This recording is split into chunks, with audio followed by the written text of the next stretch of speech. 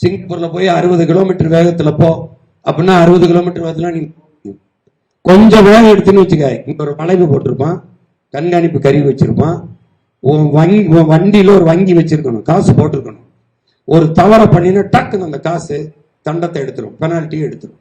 12 தவறுகளை அது பொறுக்குது. அதுக்கப்புறம் உரிமத்தை நீக்கிடுது, ரத்து பண்ணிடுது. நான் 6 தவறுகளை பொறுக்கிறேன்.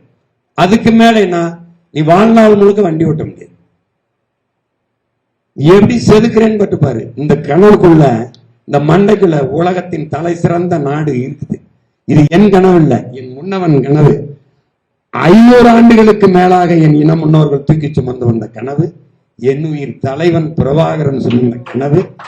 அவன் அந்த நிலத்தில் என்ன செய்ய நினைச்சானோ அவன் மகன் இந்த நிலத்தில் அதை நிறைவேற்றும். 200 ஆண்டுகள் கழித்து என் இனம் எப்படி பெருமையோடு உயர்ந்து சிறந்து வாழ வேண்டும் என்று என் கணவன் இந்த புனித கனவை கொண்டிருந்தானோ அந்த கனவை இந்த நிலத்தில் நிகழ்த்துவேன். நீ பாப்ப